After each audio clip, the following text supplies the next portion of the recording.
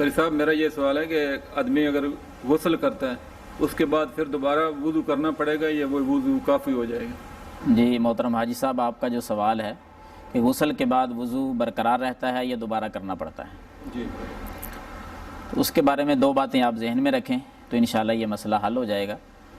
جب غسل کرنا ہے تو غسل کے شروع میں وضو ہم کرتے ہیں، غسل کا آغاز ہی وضو سے ہوتا ہے۔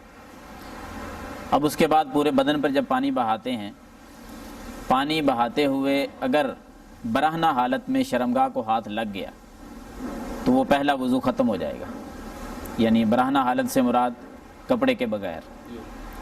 ننگی حالت میں اگر ہاتھ وغیرہ لگ جائے تو وضو ختم ہو جاتا ہے، اسے دوبارہ کرنا پڑتا ہے۔ اس پر رسول اللہ صلی اللہ علیہ وسلم کی حدیث ہے، من مس ذکرہ فلیتوضا، جس نے اپنی شرمگاہ کو ہاتھ لگایا، چھویا، وہ وضو کرے دوبارہ۔ اس حدیث سے استدلال کرتے ہوئے برہنہ حالت میں اگر ہاتھ لگ جائے تو وضو ختم ہے۔ اگر اس کا ہاتھ نہیں لگا، تہمت وغیرہ باندھ کر وہ غسل کر رہا تھا، اس نے غسل مکمل کیا ہے لیکن شرمگاہ کو ہاتھ تک نہیں لگا، تو پھر اس کا وہی وضو برقرار ہے، اسی کے ساتھ وہ نماز پڑھ سکتا ہے، کیونکہ نواقض وضو میں سے کچھ بھی سامنے چیز نہیں ہے تو اس کا وضو برقرار ہے۔ جزاک اللہ۔ یہاں تھوڑی سی میں اور وضاحت کر دیتا ہوں۔ دراصل حاجی صاحب کے ذہن میں جو بات ہے کہ وہ فرما رہے تھے کہ جب بندہ غسل کرتا ہے تو ہاتھ لگ ہی جاتا ہے۔ اگر ہم سنت کے مطابق غسل کریں نا، جو مسنون طریقہ ہے، تو پھر انسان کا جو وضو کیا ہوا وہ برقرار رہتا ہے، کیونکہ سنت طریقہ یہ ہے کہ جب آپ غسل کرنے لگیں سب سے پہلے اپنے جسم پر جہاں بھی جو نجاست لگی ہے اس کو صاف کر لیں۔ آپ نے نجاست صاف کر لی، وہ عموماً نیچے والے دھاڑ پہ لگی ہوتی ہے، آپ نے اچھی طرح صاف کر لیا، نیچے ٹانگیں وغیرہ آپ نے دھو لی ہیں، یعنی آدھا غسل آپ نے کر لیا ہے۔ جب آپ نے سارا کچھ صاف کر لیا ہے اس کے بعد آپ نے ہاتھ دھونے ہیں، پھر کلی کرنی، یعنی پورا وضو کرنا ہے اپنے بازو کونیوں تک دھونے تک۔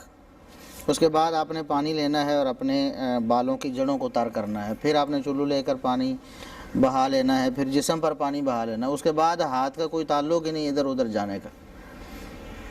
آپ بات سمجھ رہے ہیں نا؟ جی جی سمجھ۔ جب آپ نے اپنے ساری نجاستیں پہلے صاف کر لی ہیں، استنجا وغیرہ بھی کر لیا ضرورت ہے، تو اس کے بعد آپ نے وضو کیا ہے، اس کے بعد پھر آپ نے اپنے سر پر اور جسم پر پانی بہایا ہے، پھر آپ کو ضرورت ہی نہیں رہے گی کہ آپ ہاتھ اپنا ادھر لگائیں۔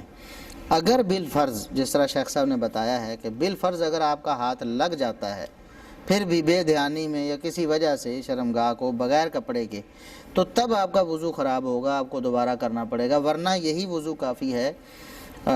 ہم جب وضو کرتے، غسل جنابت کرتے ہیں تو ایسے ہی کرتے، بلکہ عام غسل کی بھی یہی روٹین بنائی ہوئی ہے کہ اسی طرح اسی سنت کے مطابق طریقے سے ہم کر لیتے ہیں، وضو کر لیتے ہیں، بعد میں جب ہم فارغ ہوتے ہیں تو پاؤں دھو لیتے ہیں، تو اسی سے ہم نماز پڑھتے ہیں، اسی سے پھر جو صابن استعمال کرنا ہے، شیمپو کرنا ہے، وہ ہم وہ بعد میں غسل سے پہلے ہی یعنی کہ وہ کر لیتے ہیں، یعنی کہ غسل کا جب وضو کرتے ہیں اس سے پہلے ہی۔ جی میں نے بتایا نا کہ دھڑ جو ہے نا نیچے والا وہ ہم پہلے دھو لیں، اس کو صابن بھی پہلے ہی لگا لیتے ہیں۔ اچھا، اگر جو جب ہم یعنی کہ ہم نے دھو لیا سب کچھ، صابن استعمال کر لیا، اب جب ہم اپنے ہاتھ دھوئیں گے اور پھر کولی کریں گے اور پھر منہ دھوئیں گے، اگر اس دوران شرمگاہ کو ہاتھ لگ گیا تو پھر وضو دوبارہ سے کرنا پڑے گا؟ جی دوبارہ سے اسی وقت آپ کر سکتے ہیں، اسی وقت، یعنی کہ وہ وضو دوبارہ کرنا پڑے گا؟ جی اسی وقت آپ دوبارہ ہاتھ دھو لیں، کلی کر لیں۔